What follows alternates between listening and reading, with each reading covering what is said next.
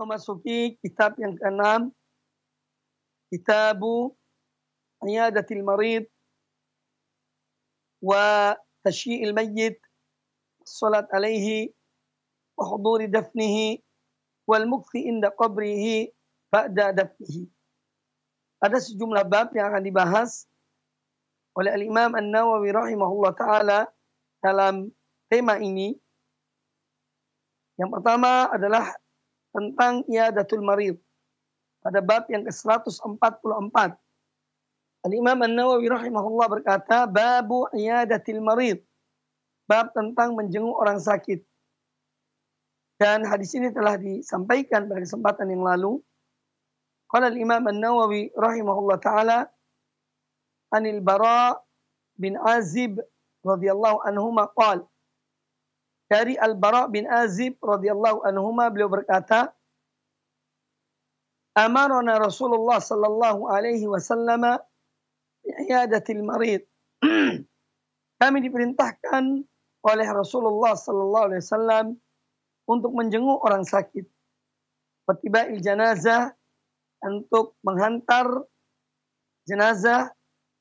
Watashmid al-atis, dan untuk mengucapkan yarhamukallah bagi seorang yang bersin dan dia mengucapkan alhamdulillah.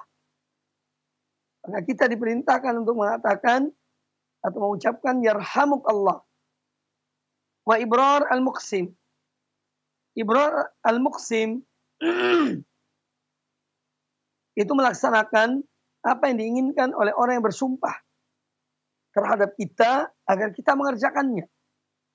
Selama hal itu bukan merupakan maksiat pada Allah Ta'ala. Dan selama hal itu tidak merupakan hal yang sulit bagi kita. Maka dianjurkan kita untuk melaksanakannya. Nanti saya akan jelaskan makna dari hadis ini. Wa nasril mazlum, demikian pula kita diperintahkan untuk menolong orang yang terzalim. Wa ijabati da'i, menjawab panggilan orang yang mengundang kita. Wa ifsya'is salam, dan menebarkan salam. Hadis ini muttafaqun alaih, dikeluarkan oleh Imam Bukhari dan Imam Muslim dalam Sahih Bukhari dan Sahih Muslim. Kaum muslimin dan kaum muslimat rahimani wa rahimakumullah, para pemirsa dan para pendengar TV Roja dimanapun Anda berada, semoga senantiasa dirahmati Allah Subhanahu wa Ta'ala. Hadis Al-Bara bin Azib radhiyallahu anhuma ini, yang mana mengandung perintah dari Rasulullah sallallahu alaihi wasallam kepada umat beliau, perintah untuk melaksanakan hal-hal yang akan mempererat, yang akan meneguhkan persaudaraan kaum muslimin. Agar seorang muslim mengetahui bahwa dia memiliki hak terhadap saudaranya. Dan demikian pula saudaranya mengetahui bahwa dia pun mempunyai hak atas saudaranya. Maka apa yang diperintahkan oleh Rasulullah sallallahu alaihi wasallam ini adalah sesuatu atau amalan dan perbuatan yang sederhana. Tetapi beliau menganjurkannya kepada kita dalam rangka bagaimana saya katakan tadi, mengokohkan persaudaraan sesama kaum muslimin, mempererat hubungan mereka, agar mereka memperhatikan dan memberikan perhatian kepada saudara mereka dalam kondisi-kondisi tertentu. Maka yang pertama yang diperintahkan oleh Rasulullah sallallahu alaihi wasallam kepada mereka para sahabat dan juga tentu kepada kita, terlepas perintah ini wajib atau mustahab. Apakah statusnya merupakan hal yang wajib atau hal yang dianjurkan? Tetapi intinya bahwa apa yang disebutkan dalam hadis ini adalah suatu amal perbuatan yang mulia, yang benar-benar dapat memberikan meningkatkan persaudaraan di antara kaum muslimin, hubungan mereka, dan yang lainnya. Yang pertama diperintahkan oleh Nabi Sallallahu Alaihi Wasallam adalah iyadat al-marid, menjenguk orang sakit. Ya. Seorang diuji oleh Allah Subhanahu Wa Taala dengan macam-macam ujian. Salah satu ujian adalah sakit. Nah, ketika seorang yang menjenguk saudaranya yang sedang diuji oleh Allah Subhanahu Wa Taala dengan penyakit yang menimpa dirinya, maka ini merupakan suatu kebaikan. Dan kita menjenguk orang yang sakit, kita menghibur mereka. Kita mengingatkan mereka agar bersabar, agar menerima cobaan dari Allah Subhanahu wa taala, dan bahwasanya musibah atau penyakit yang dideritanya, apabila dia sabar, maka akan mengangkat derajatnya dan menghapus dosanya. Demikian pula penyakit merupakan peringatan dari Allah Azza wa Jalla agar seorang mendekatkan dirinya kepada Allah, mempersiapkan dirinya untuk kematian. Jangankan orang yang sakit, orang yang dalam keadaan sehat walafiat, apabila telah tiba ajalnya, maka dia akan dipanggil oleh Allah Subhanahu wa taala. Nah, apalagi seorang yang dalam keadaan sakit. Ya, karena sakit adalah salah satu sebab dari kematian. Nah, dengan kita menjenguk orang yang sakit, akan banyak manfaatnya. Demikian pula seorang yang menjenguk orang yang sakit, dia akan bersyukur pada Allah Ta'ala atas kesehatan yang Allah berikan kepadanya. Sehingga dia terus melakukan amal-amal kebaikan yang mensyukuri nikmat Allah Subhanahu wa taala. Kemudian yang kedua yang diperintahkan oleh Nabi sallallahu alaihi wasallam adalah ittiba'ul janazah. Menghantar jenazah. Ketika seorang dia ditinggal mati oleh saudaranya, oleh sesama muslim atau kaum kerabatnya dari kaum muslimin, ya, maka kita dianjurkan untuk menghantarkan jenazah saudara kita. Demikian pula di dalam menghantarkan jenazah banyak pelajaran yang bisa diambil. Sekarang kita menghantar, dan di kemudian hari kita pun akan dihantar jenazah kita oleh orang lain. Yang menghantar jenazah, maka seorang akan mengingat akan kematian. Ya. Yang merenungkan.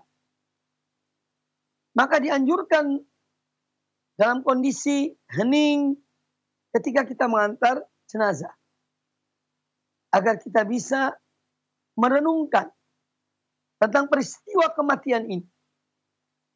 Agar kita bisa merenungkan peristiwa kematian tersebut. Bahwa apa yang menimpa saudara kita berupa al-maut, itu pun akan menimpa diri kita. Cepat atau lambat. Ridho atau tidak ridho. Apabila telah datang ajal seseorang, maka dia akan dipanggil oleh Allah Subhanahu wa taala. Dan demikian seorang akan selalu berupaya untuk meningkatkan amal-amal kebaikannya. Amal-amal saleh, menjauhi larangan-larangan Allah Subhanahu wa taala. Dan demikian seorang dapat bertobat pada Allah Azza wa Jalla dan banyak manfaat. Ya, yang bisa diambil dari seorang yang menghantar jenazah. Kemudian yang ketiga, yaitu tashmid al-atis. Apabila seorang bersin dan dia mengucapkan alhamdulillah, maka kita dianjurkan untuk membaca, maka kita harus mengucapkan yarhamuk Allah. Kita mengucapkan yarhamuk Allah dengan catatan atau dengan syarat kita mendengar ucapan alhamdulillah yang dibaca oleh atau yang diucapkan oleh orang yang bersin. Kalau kita tidak mendengar, maka kita tidak mempunyai kewajiban untuk mengatakan yarhamuk Allah. Jadi kita diharuskan mengucapkan yarhamuk Allah kepada orang yang bersin jika kita mendengar dia mengucapkan alhamdulillah setelah dia bersin. Dan ini telah kita jelaskan. Kemudian yang berikutnya yang kita diperintahkan atau dianjurkan oleh Nabi Sallallahu Alaihi Wasallam, wa ibrar al-muqsim. Ada seorang bersumpah meminta kepada kita untuk mengerjakan satu pekerjaan. Ya, misalnya dia ingin kita menemani dia untuk safar ke satu tempat karena dia membutuhkan teman. Kemudian dia mengatakan pada kita, misalnya seorang dari Jakarta ke Bandung misalnya. Dia mengajak temannya. Ya fulan, aku hari ini atau minggu depan akan ke Bandung, insya Allah. Ya. Saya mengajak Anda untuk menemani saya. Kata orang itu, loh kok bukan yang lainnya. Lalu kata orang yang mengajak ini, wallahi aku mengajak Anda untuk bersama aku ke kota Bandung. Maka dianjurkan kepada orang yang diminta untuk menemaninya, ya, untuk melaksanakan sumpah orang ini. Dalam rangka menolong orang tersebut atas sumpahnya.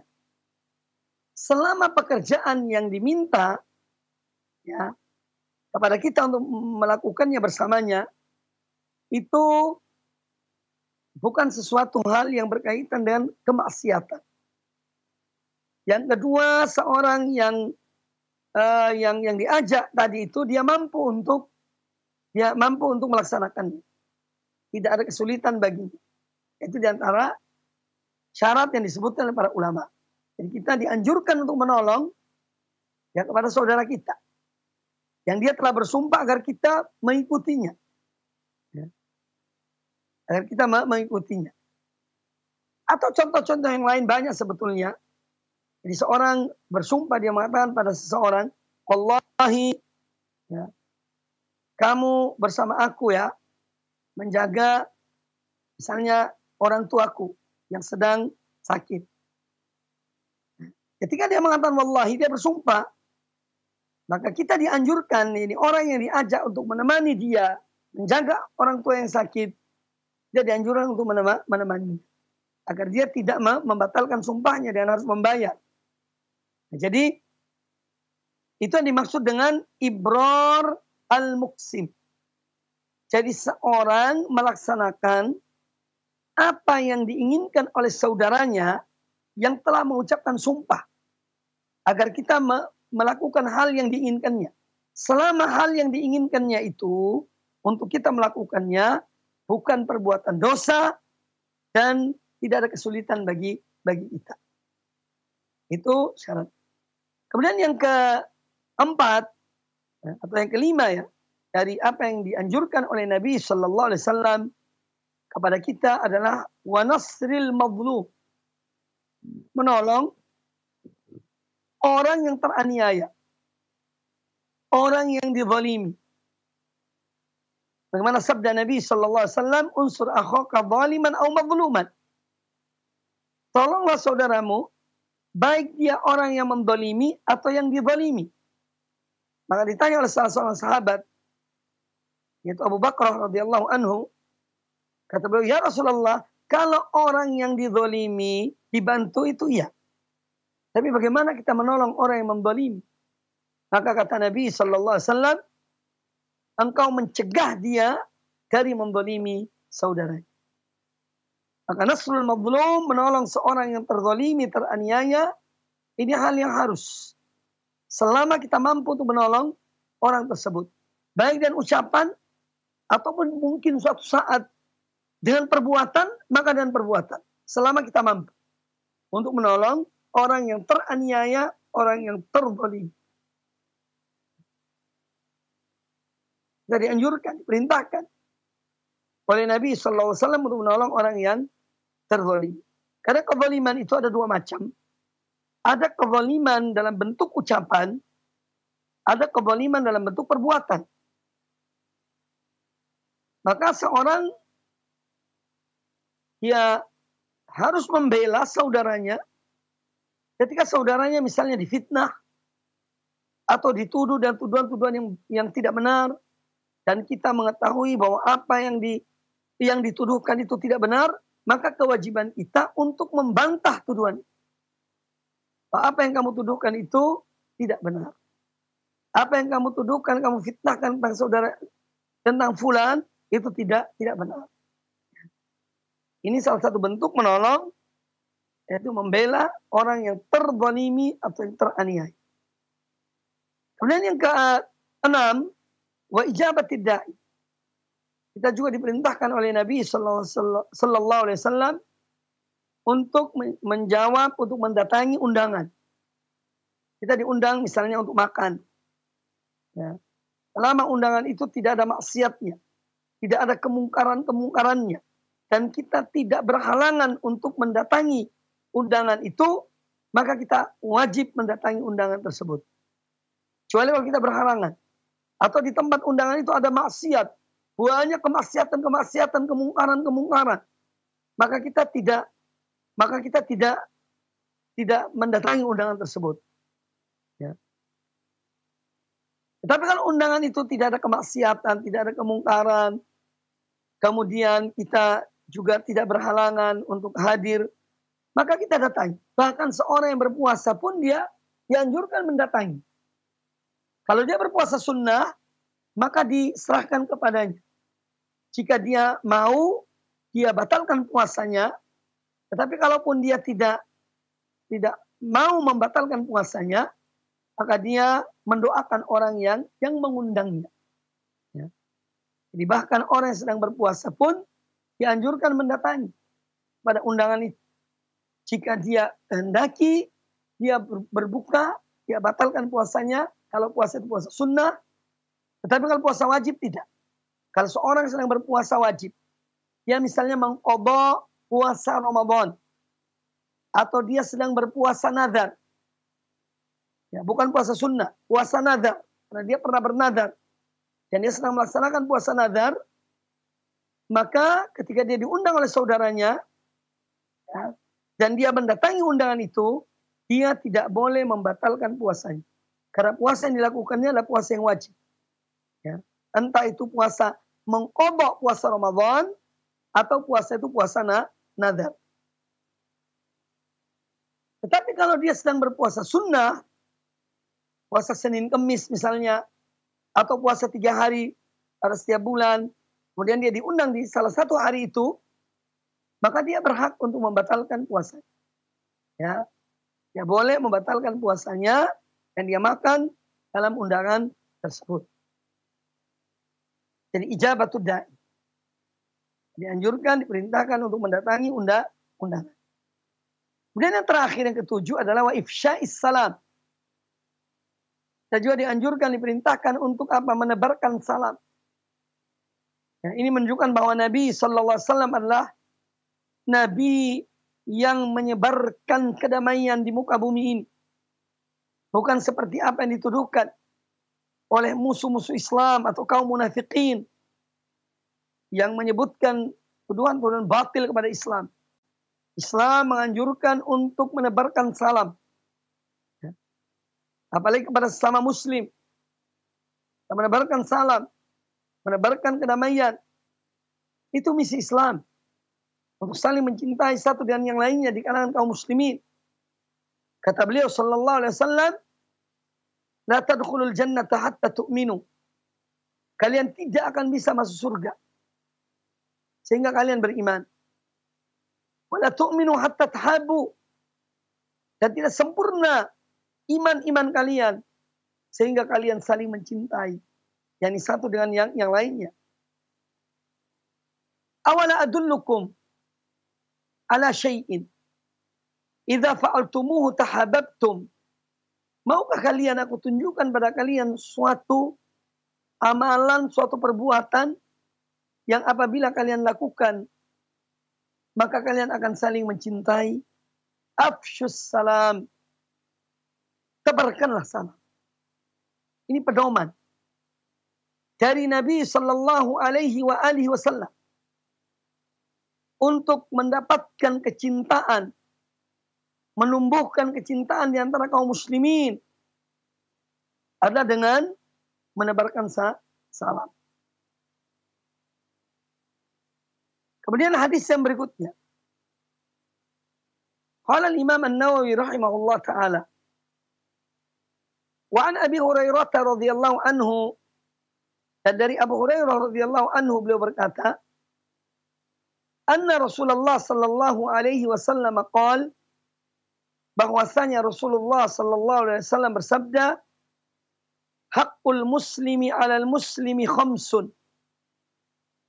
Hak seorang muslim atas saudaranya ada 5.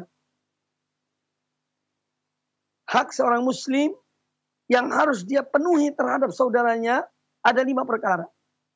Yang pertama adalah raddus salam. Ya, ini menjawab salam. Apabila ada orang yang salam, Assalamualaikum, atau Assalamualaikum warahmatullah, atau Assalamualaikum warahmatullahi wabarakatuh, maka kita menjawab Waalaikumsalam, atau Waalaikumsalam warahmatullah, atau Waalaikumsalam warahmatullahi wabarakatuh. Jadi menjawab salam. Kemudian yang kedua, wa iyadatul marid. Wa iyadatu al-marid. Menjenguk orang yang sakit. Sudah dijelaskan sebelumnya. Kemudian yang ketiga, wattibaul janaiz. Mengantar jenazah. Jenazah kaum muslimin yang meninggal. Apalagi kalau orang yang meninggal itu memiliki hubungan-hubungan yang dekat dengan kita. Baik itu hubungan kekerabatan atau hubungan tetangga yang hidup bertetangga dengan kita. Apalagi kalau orang bertetangga dan ada hubungan kerabat.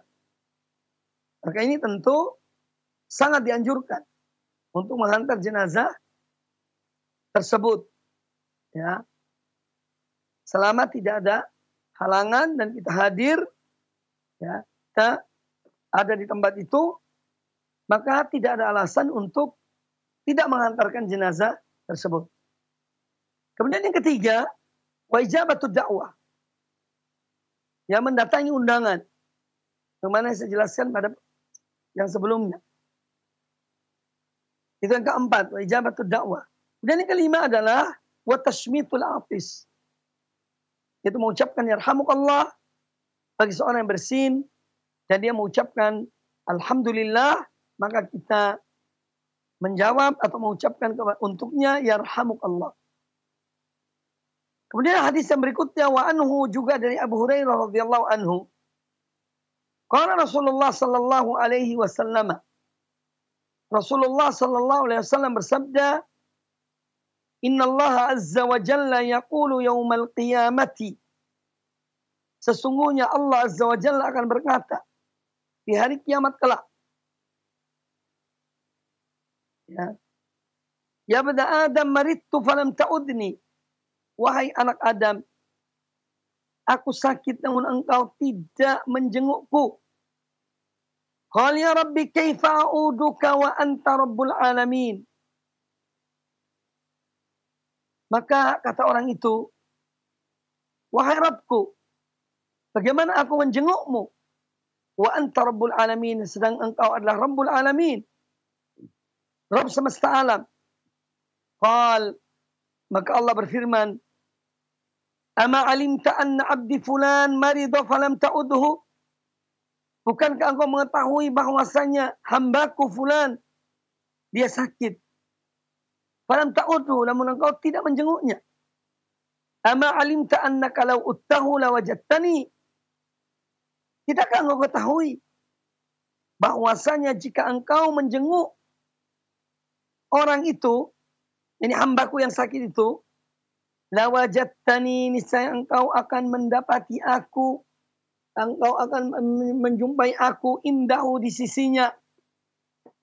Ya ibna Adam, wahai anak Adam, istat'amtuka falam tut'imni. Aku memohon minta makan kepadamu, engkau tidak memberi makan kepadaku. Qala ya Rabbi kaifa ut'imuka wa anta rabbul alamin.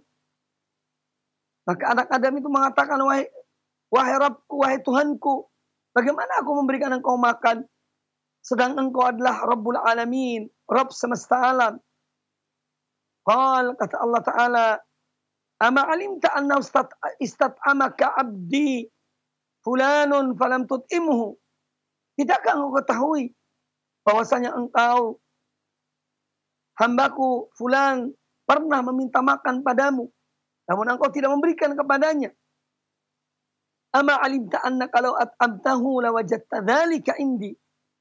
Tidakkah engkau ketahui bahwasanya jika engkau memberi makan kepadanya, niscaya engkau akan jumpai itu berada di sisiku. Ya bani Adam, wahai anak Adam, istasqaituka falam tasqini.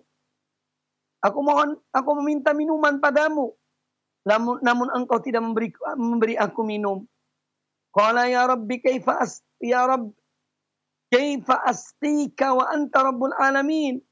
Wahai Rabbku, wahai Tuhanku, bagaimana aku memberi engkau minum sedang engkau adalah Rabbul Alamin. Engkau adalah Rabbul Alamin, Rabb semesta alam. Qala istasqaka abdi. Maka kata Allah kepada orang itu, kepada Bani Adam itu, istasqaka abdi, hambaku meminta, hambaku si fulan, istasqaka abdi fulanun falam tasqihi. Hambaku fulan meminta minum padamu, namun engkau tidak memberinya minum. Ama alimta annaka law saqaitahu lawajadta dzalika indi. Tidakkah engkau ketahui bahwasanya seandainya engkau memberinya minum, niscaya engkau dapati minuman itu atau ganjarannya berada di sisiku. Hadis riwayat Imam Muslim dalam Sahih Muslim. Di dalam hadis ini ada beberapa pelajaran penting yang diambil. Yang pertama, yaitu menetapkan sifat kalam bagi Allah Subhanahu wa Ta'ala. Bahwa Allah Azza wa Jalla berbicara. Ya. Allah Subhanahu wa Ta'ala berbicara dan Allah tidak bisu. Ya. Tapi jangan dibayangkan bahwasannya berbicaranya Allah sama dan berbicara manusia, tidak. Jangan dibayangkan. Allah berbicara sesuai dengan kebesaran dan keagungannya. Kita tidak mengetahui hakikat zat Allah, maka kita pun tidak mengetahui hakikat sifat Allah. Tetapi kita diberitahukan oleh Al-Quran, diberitahukan oleh hadis-hadis Nabi Sallallahu Alaihi Wasallam yang sahih tentang sifat-sifat Allah. Maka kewajiban seorang mukmin adalah beriman kepada sifat-sifat itu, menetapkan sifat-sifat tersebut sesuai dengan keagungan dan kebesaran Allah Ta'ala, dan tidak boleh mentakwilkannya dan makna-makna yang aneh-aneh. Tidak boleh memalingkan maknanya atau tahrif kepada makna yang lain, dan tidak boleh menafikannya. Tetapi dia berkewajiban menetapkan sifat-sifat itu sesuai dengan kebesaran dan keagungan Allah Subhanahu wa Ta'ala. Jangan bertanya bagaimana sifat Allah, karena kita tidak diperintahkan untuk mengetahui sifat Allah, tapi kita diperintahkan untuk beriman akan adanya sifat-sifat tersebut. Dan kita wajib menetapkan sifat itu. Tetapi bagaimana sifat itu, kaifiyah sifat itu, hanya Allah yang maha mengetahui. Ya, hanya Allah yang maha mengetahui. Kita tidak mengetahuinya, karena kita tidak mengetahui zat Allah, bagaimana zatnya. Maka kita pun tidak akan mengetahui bagaimana sifatnya. Tetapi Allah memberitahukan tentang sifat-sifatnya. Demikian pula Rasulullah Sallallahu Alaihi Wasallam memberitahukan tentang sifat-sifat Allah. Maka kewajiban seorang mukmin adalah beriman kepada sifat-sifat tersebut, menetapkan sifat-sifat itu sesuai dengan kebesaran dan keagungan Allah Azza wa Jalla. Tidak boleh memalingkan maknanya. Tidak boleh membayangkan bagaimana sifat itu. Tidak boleh menyamakan dengan sifat manusia. Karena Allah Azza wa Jalla laisa kamitslihi syai'un wa huwas samiul basir. Nah, Allah Subhanahu wa Ta'ala tidak ada sesuatu pun yang menyerupainya, dan dia maha mendengar lagi maha melihat. Inilah akidah salaf. Akidah Rasulullah SAW dan para sahabat-sahabatnya. Akidah yang diajarkan oleh Al-Quran dan sunnah Nabi SAW. Yang diikuti oleh para sahabat. Diimani oleh mereka. Dilaksanakan oleh mereka. Dan orang-orang yang mengikuti mereka dengan baik. Kemudian di sini menjelaskan kepada kita bahwa Allah Azza wa Jalla memberikan balasan kepada hamba-hambanya. Balasan bagi suatu amal kebaikan. Allah akan memberikan balasan dengan kebaikan yang berlipat ganda. Dan pahala yang berlipat ganda. Dan Allah tidak menyanyiakan. Allah tidak menyanyiakan setiap amal kebaikan yang dikerjakan oleh seorang hamba. Innallaha la yudhi'u ajral muhsinin. Sesungguhnya Allah tidak akan menyanyiakan pahala, balasan, ganjaran orang-orang yang berbuat baik. Kemudian di sini juga menjelaskan kepada kita tentang kewajiban kita untuk senantiasa yaitu memantau, memperhatikan keadaan saudara-saudara kita. Agar kita selalu memperhatikan keadaan mereka. Mungkin ada di antara mereka yang sakit, kita jenguk. Ada yang kekurangan makanan, kita berikan makanan. Ada yang kekurangan minuman, kita berikan minuman. Ada yang membutuhkan sesuatu, kita berikan. Selama kita mampu. Atau kita menjadi perantara dalam menyampaikan atau menyalurkan kebaikan-kebaikan itu kepada mereka. Maka hadis ini mengajarkan kepada seorang mukmin agar tidak cuek dalam hidup ini. Tidak individualistis dalam hidup ini. Tetapi hendaknya dia memperhatikan saudaranya. Agama ini adalah praktek. Agama ini bukan sekedar teori. Agama ini bukan sekedar ceramah. Tetapi agama ini adalah ilmu dan amal. Itulah Islam. Makanya Allah memuji kaum mukminin karena mereka berilmu dan mereka mengamalkan ilmunya. Allah mencela orang-orang Yahudi karena mereka mempunyai ilmu dan mereka tidak mengamalkannya. Dan Allah mencela pengikut orang-orang Nasrani karena mereka punya ilmu, mereka beramal tapi tanpa ilmu. Nah, ini adalah yang harus kita ketahui tentang Islam. Islam, ilmu dan amal. Islam, ilmu dan amal. Kemudian yang berikutnya diambil dari hadis ini bahwa menjenguk orang sakit bagian dari hak-hak seorang muslim atas saudaranya. Kemudian pula memberi makan pada orang yang lapar yang tidak mempunyai makanan dan minuman. Ini adalah hak mereka bagi seorang muslim yang lainnya untuk melaksanakannya. Untuk membantu saudara-saudara mereka. Ya. Maka hadis ini bukan kemudian dalil bagi wihdatul wujud, ya, yang mengatakan bahwa Allah menyatu dengan hamba-hambanya. Ya, na'udzubillah dari akidah yang sesat ini. Ya. Tapi hadis ini justru memberikan kepada kita penjelasan tentang terpisahnya Allah Ta'ala dari hambanya. Allah tidak menyatu dengan hamba-hambanya. Allah Rabbul Alamin, Ar-Rahmanu alal arshis tawa. Allah yang maha pemurah, yang maha pengasih, bersemayam, ya, berada di atas arsy-Nya. Berada di atas arsy. Atas singgasana Allah Subhanahu wa ta'ala. Dan Allah tidak membutuhkan arsy. Tapi arsy yang membutuhkan Allah Subhanahu wa ta'ala.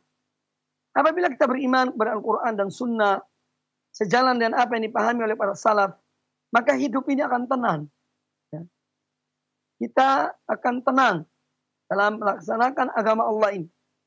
Tetapi ketika agama ini diotak-atik dengan akal kita, apalagi masalah-masalah berkaitan dengan sifat-sifat Allah, nah di saat itulah terbuka pintu kebinasaan bagi seorang hamba. Oleh karena itu, di dalam beragama, marilah kita betul-betul meyakini apa yang diajarkan oleh Al-Quran dan Sunnah Nabi Sallallahu Alaihi Wasallam sesuai dengan apa yang diimani oleh para sahabat radhiyallahu anhum ajma'in, yang mana mereka beriman pada Rasulullah SAW. Mereka mendapatkan ilmu dari Nabi alaihissalam dan orang-orang yang mengikuti mereka dengan baik. Seorang dalam beragama, apabila dia mengikuti tuntunan ini semuanya, Quran dan Sunnah, sejalan dengan pemahaman para salafus salih radhiyallahu anhum ajma'in, maka hidupnya akan nyaman, tenang, tentram, insyaallah ta'ala. Hadis yang berikutnya. Qala al-Imam An-Nawawi rahimahullah ta'ala. Wa an Abi Musa al-Ash'ari radhiyallahu anhu qala. Dan dari Abu Musa al-Ash'ari radhiyallahu anhu beliau berkata, qala Rasulullah sallallahu alaihi wasallam, Rasulullah sallallahu alaihi wasallam bersabda, udu al-marida wa at'imul ja'i'a wa fukkul aniya. Hadis riwayat Imam Al-Bukhari di dalam sahihnya. Rasulullah sallallahu alaihi wasallam bersabda, udul marid, jenguklah orang yang sakit. Jenguklah orang yang sakit. Ini adalah perintah dari Nabi sallallahu alaihi wasallam. Ya, kecuali memang ada larangan menjenguk.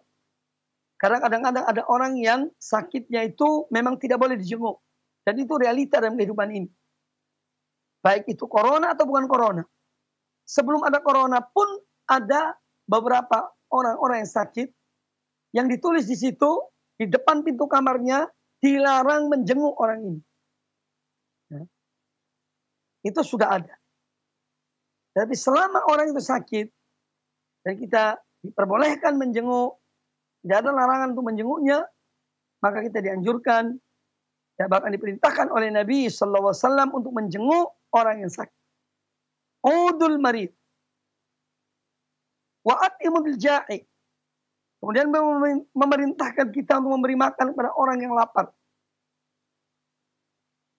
Kita diperintahkan untuk memberi makan kepada orang yang lapar. Karena kelaparan ini berbahaya. Ya. Ada perkataan para salaf.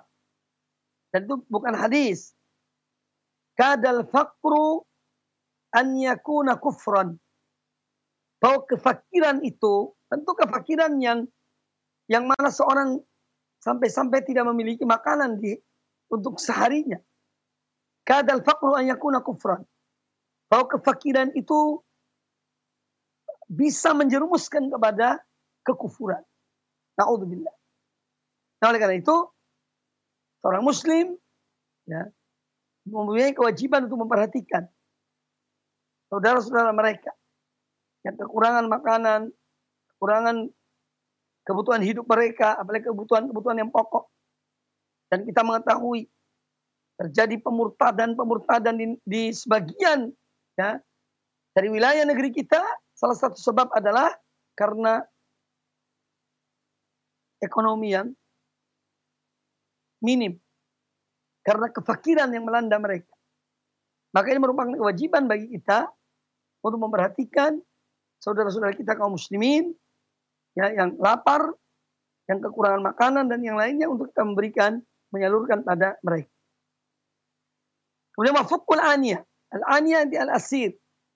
Dan bukalah, lepaslah tawanan-tawanan.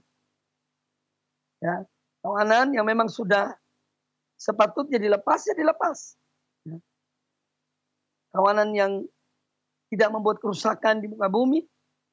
Ketika terjadi peperangan misalnya, mereka ditawan. Dan di antara tawanan tentu ada yang, tidak semua tawanan itu jelek. Ada tawanan-tawanan yang mereka itu baik. Dan karena mereka salah dalam mengikuti peperangan atau yang lainnya, maka mereka kemudian ditawan. Maka Nabi SAW memerintahkan untuk melepaskan mereka, membebaskan mereka. Selama tentu tidak berbahaya bagi suatu negeri, tidak berbahaya bagi suatu keamanan suatu negeri, suatu masyarakat, maka dianjurkan melepas. Tetapi apabila tawanan-tawanan itu ya, dapat menimbulkan kerusakan ya, di suatu negeri, di suatu masyarakat, maka mereka tetap ditawan sambil didakwai, sambil dididik, diberikan pelajaran-pelajaran untuk bertobat pada Allah Ta'ala, atau untuk mengikuti al-haq, kebenaran, dan hal-hal yang bermanfaat bagi mereka, diajarkan kepada mereka.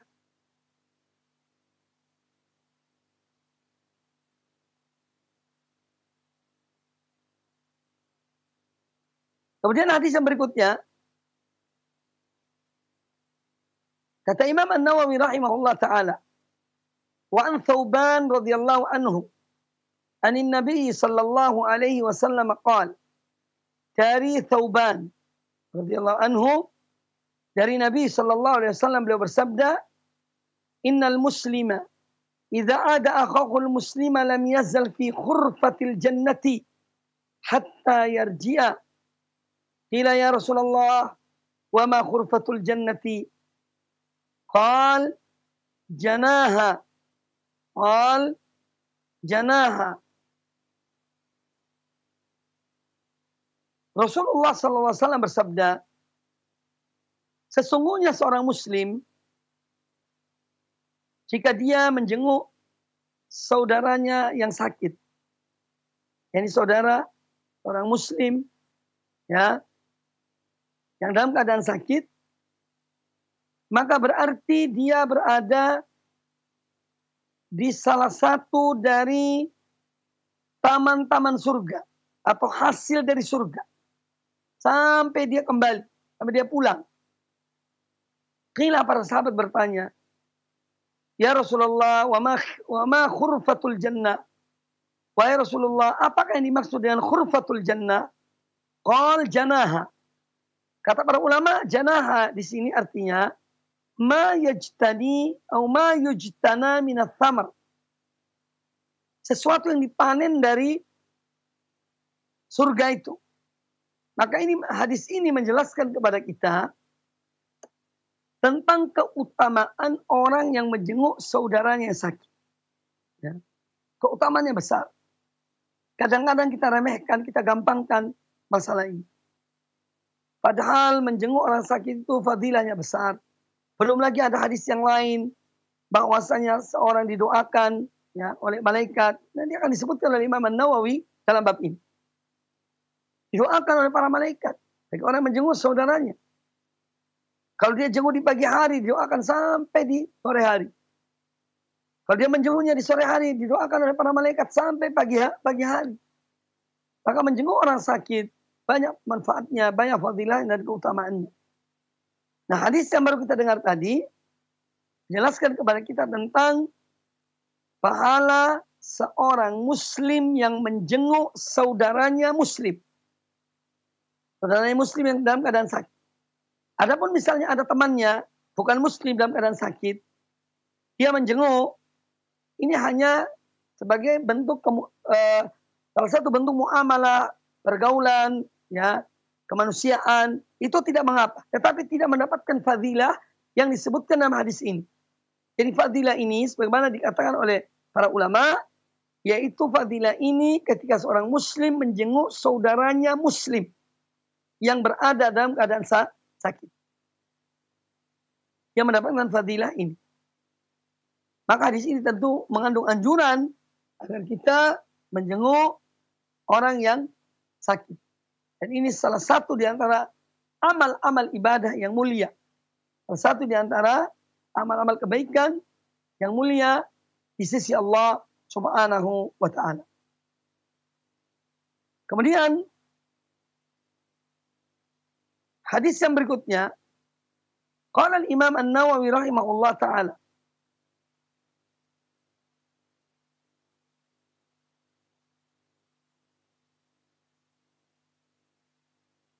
wa an Ali radhiyallahu anhu qala, dan dari Ali bin Abi Thalib radhiyallahu anhu beliau berkata, sami'tu Rasulullah sallallahu alaihi wasallam yaqul, aku mendengar Rasulullah sallallahu alaihi wasallam bersabda, ma min muslimin ya'udu musliman ghudwatan illa shalla alaihi sab'una alfa malakin hatta yumsiya.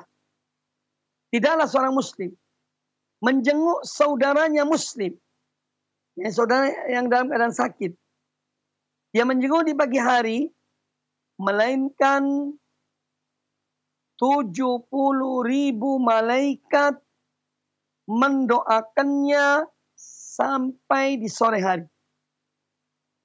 Wa in adahu asyiyatan, dan kalau dia menjenguk saudaranya yang sakit itu di sore hari, illa shalla alaihi sab'una alfa malakin hatta yusbiha.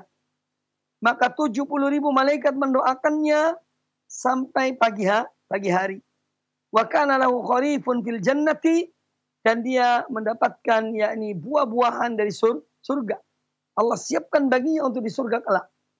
Nah, ini hadis ini adalah hadis yang sahih riwayat Imam At-Tirmidzi rahimahullah dalam kitabnya Sunan Tirmidzi. Dan hadis ini adalah hadis yang sahih yang menunjukkan kepada kita keutamaan menjenguk orang sakit. Jadi menjenguk orang sakit ini betul-betul banyak fadilahnya, banyak keutamaannya, ya, dan banyak pelajaran yang diambil dari menjenguk orang yang sakit. Yang disebutkan dalam hadis ini yaitu dia didoakan. Orang yang menjenguk saudaranya muslim dalam keadaan sakit, yang menjenguknya, maka dia didoakan oleh para malaikat. Para malaikat mendoakannya. Para malaikat yakni memohon ampun kepada Allah untuknya. Ya, dan mendoakan orang tersebut. Ini fadilah yang amat besar. Kemudian hadis ini menjelaskan kepada kita tentang kehormatan seorang muslim. Dan seyogianya kita memperhatikan kehormatan itu dan mencermati keadaan-keadaan kaum muslimin. Kemudian hadis ini juga menjelaskan kepada kita tentang tentara-tentara Allah berupa para malaikat, yang mana jumlah mereka tidak ada yang mengetahuinya. Disebutkan dalam hadis ini 70.000 malaikat yang mendoakan orang yang menjenguk orang sakit itu. Maka suatu fadilah yang luar biasa. Tapi sayangnya banyak disia-siakan oleh sebagian kaum muslimin. Ya. 70.000 malaikat mendoakan. Dari pagi hari sampai sore hari kalau dia menjenguknya di pagi hari. Dari malam hari sampai pagi hari kalau dia menjenguknya di sore hari. Subhanallah. Maka jangan sia-siakan kesempatan yang baik ini. Ya. Yaitu menjenguk orang sakit. Dan hadis ini menjelaskan kepada kita tentang tentara Allah Azza wa Jalla yang banyak. Salah satunya adalah para malaikat. Ya. Alaihimussalam. Mereka mendoakan orang yang menjenguk orang sakit. Kemudian hadis ini menjelaskan kepada kita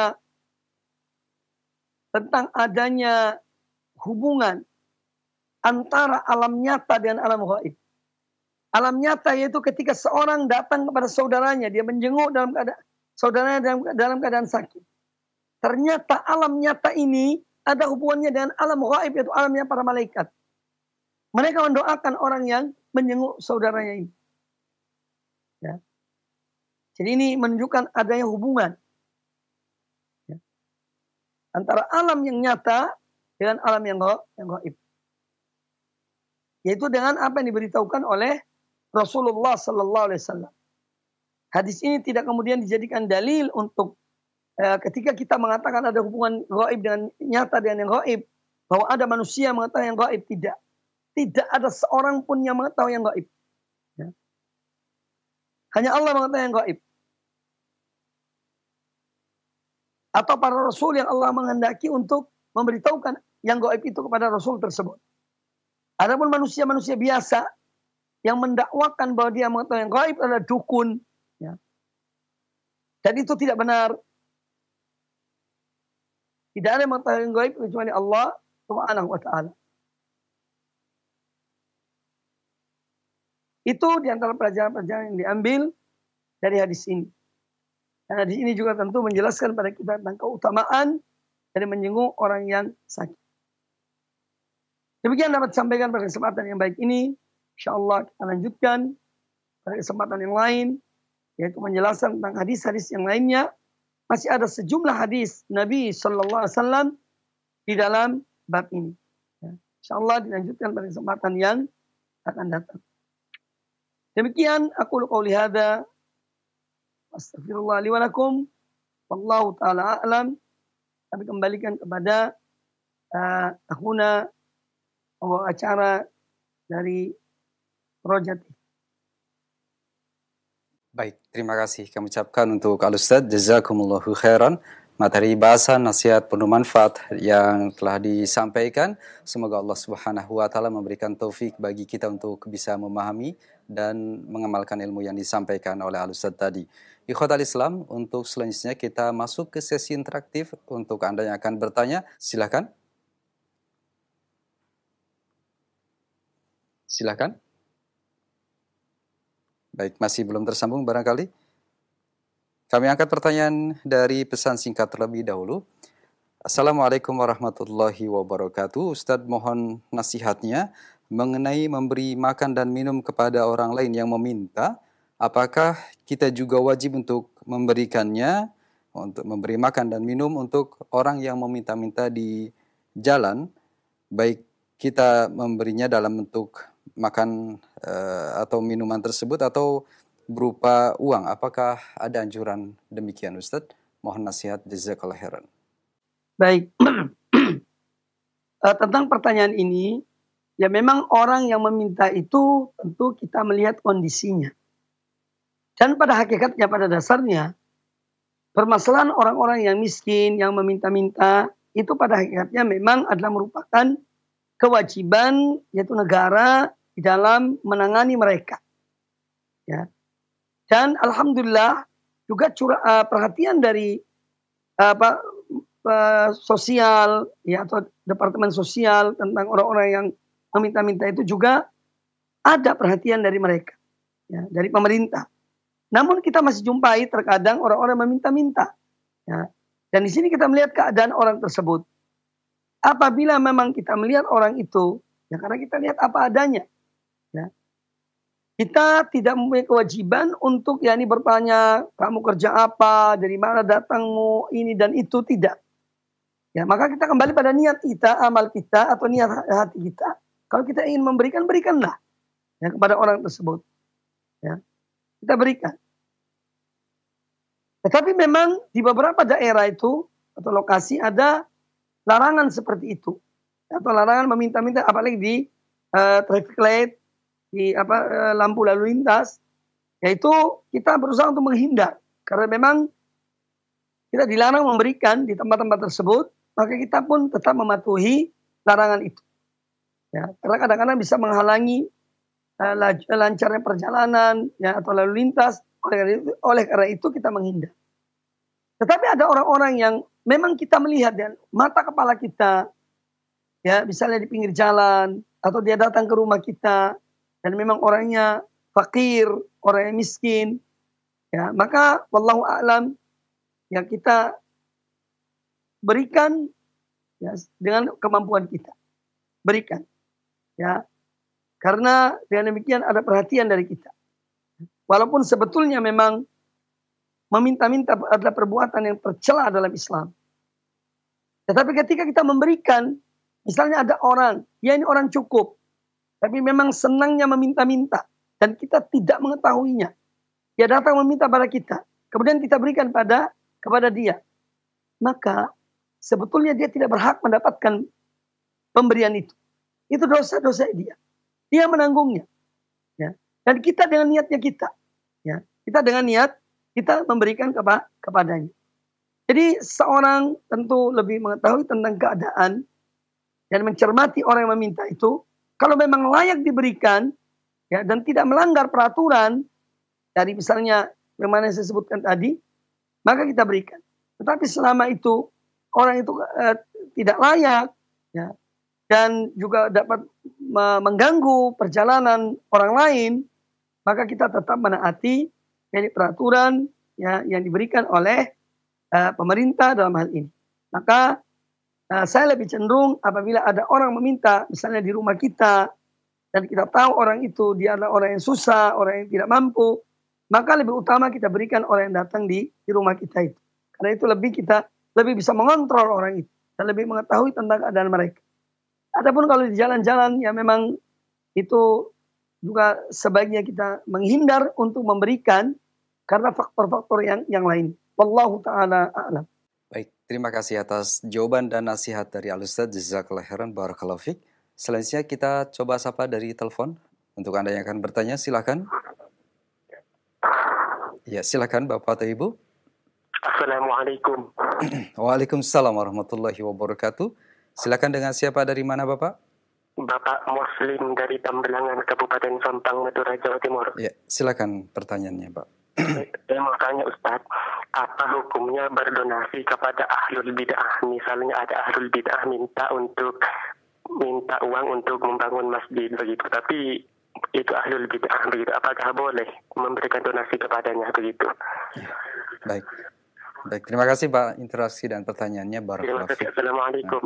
Waalaikumsalam warahmatullahi wabarakatuh. Kama Al-Quranul Karim, wa ta'awanu 'alal birri wat taqwa wa la ta'awanu 'alal itsmi wal udwan. Hendaknya kalian tolong menolong dalam berbuat takwa dan berbuat baik dan bertakwa pada Allah Ta'ala. Dan jangan kalian tolong menolong dalam berbuat dosa dan permusuhan.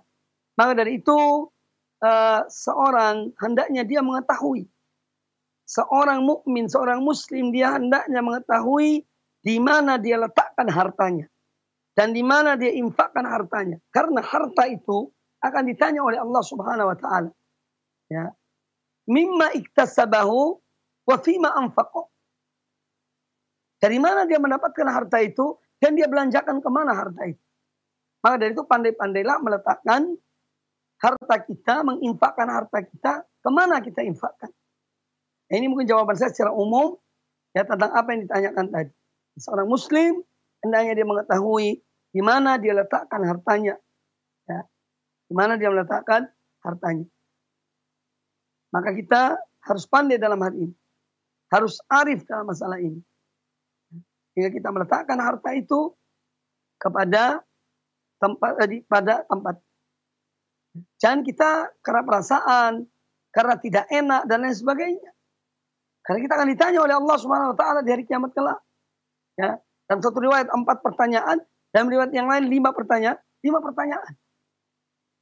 Maka dari itu setiap amal perbuatan kita hendaknya kita kaitkan dengan akhirat dan hari pembalasan. Dan masih banyak jalan-jalan kebaikan yang bisa kita berikan. Maka kita berikan pada tempat-tempat yang kebaikan tersebut. Jadi ini mungkin jawaban saya secara umum tentang apa yang ditanyakan tadi. Wallahu ta'ala a'lam. Baik, terima kasih Jazakallahu khairan jawaban dan nasihat Al-Ustadz. Selanjutnya dari pesan singkat kembali kami angkat dari Umu Kiran di Jakarta dan penanya yang lain yang terkait pertanyaannya. Assalamualaikum warahmatullahi wabarakatuh.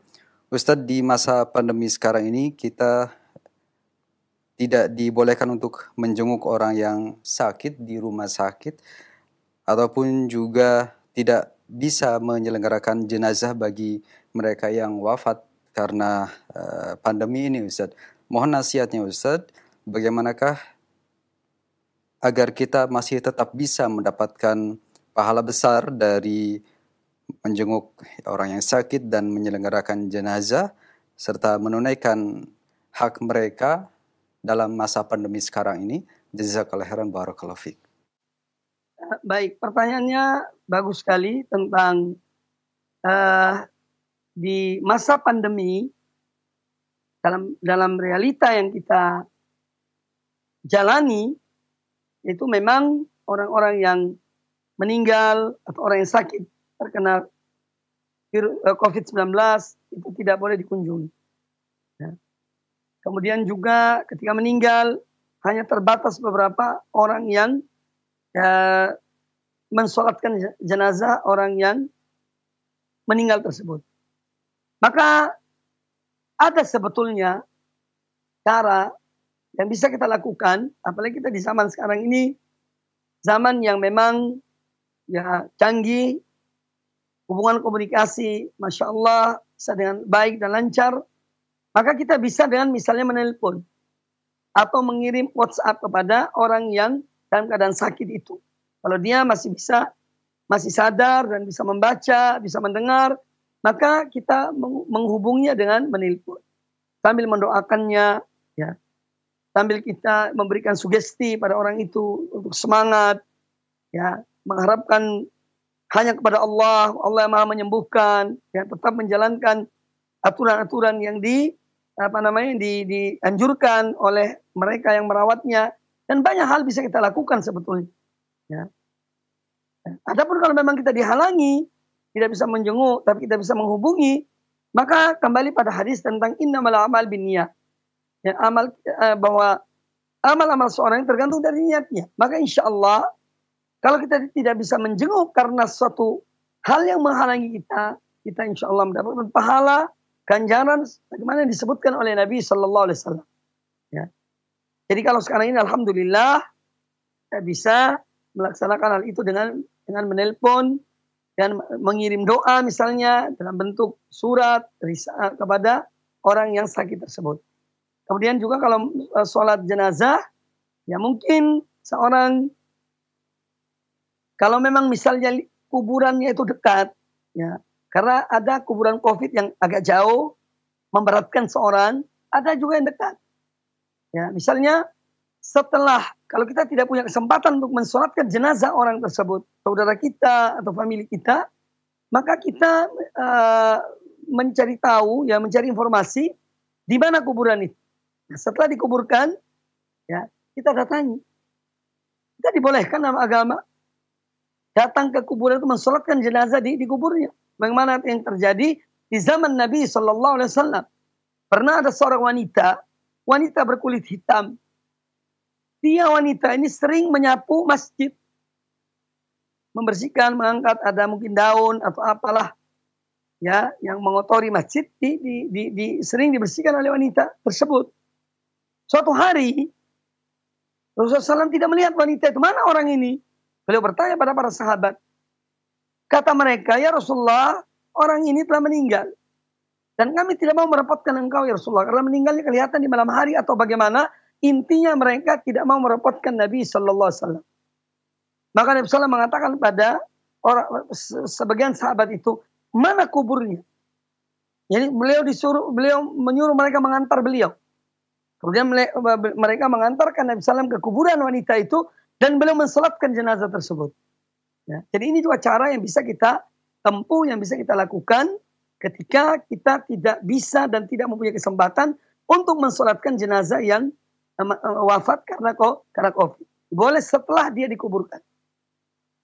Dan setelah orang itu dikuburkan, yang mana dalam maklumat yang diumumkan, yang diberitahukan, yang diinformasikan, bahwa virus itu sudah tidak menjalar kepada yang lainnya, ya, tidak menular kepada yang lainnya. Oleh karena itu ini salah satu cara ya, untuk mensolatkan jenazah yang wafat karena COVID.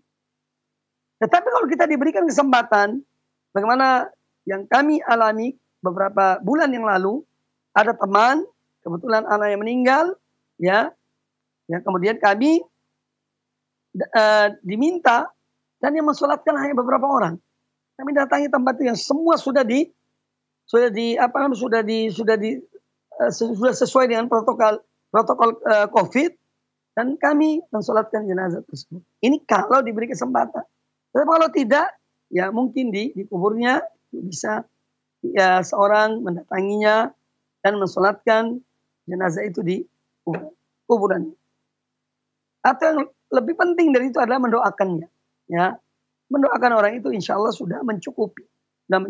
Doa dari jauh. Wallahu ta'ala a'lam. Terima kasih. Jazakallah khairan jawaban dan nasihat dari Al-Ustadz. Dan pertanyaan tadi adalah yang terakhir untuk sesi interaktif kita karena waktu yang terbatas. Barangkali ada kesimpulan akhir atau ikhtitam yang akan disampaikan oleh Al-Ustadz. Kami persilahkan, Ustadz. Kaum muslimin dan kaum muslimat, para pemirsa dan para pendengar TV dan Radio Roja di mana Anda berada. Alhamdulillah, mudah-mudahan apa yang disampaikan tadi bermanfaat bagi kita semuanya. Dan ini menunjukkan dari pelajaran-pelajaran yang kita dapat dalam kajian kita di pagi hari ini, menunjukkan betapa Islam memperhatikan ya, tentang kondisi kaum muslimin.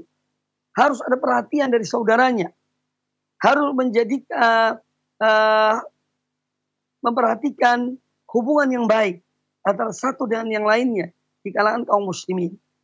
Dan ini sebetulnya yang harus kita pupuk, yang harus kita yakni menjaga dan memeliharanya agar hubungan sesama kita kaum muslimin yaitu selalu baik, ya, selalu ada komunikasi dan perhatian, ya. Dan itu semua adalah merupakan pintu-pintu kebaikan. Ya, pintu kebaikan itu sangat banyak. Ya, tinggal bagaimana kita memasuki pintu-pintu itu. Maka mari kita perbanyak. Terus kita belajar dan menuntut ilmu. Dan mari kita amalkan ilmu yang kita peroleh. Semoga Allah menerima semua amal ibadah kita. Demikian dapat disampaikan pada kesempatan yang baik ini. Ya, selamat beraktivitas. Semoga Allah senantiasa melindungi antum semuanya dan kita semuanya dari hal-hal yang tidak kita sukai dan tidak kita senangi. Semoga Allah melindungi kita dari itu semuanya. Aku qouli hadza, subhanakallahumma bihamdika, asyhadu an la ilaha illa anta, astaghfiruka wa atubu ilaik. Wa sallallahu wasallam wa barak ala nabiyyina wa ala alihi ajma'in. Wa jazakumullahu khairan. Wassalamualaikum warahmatullahi wabarakatuh.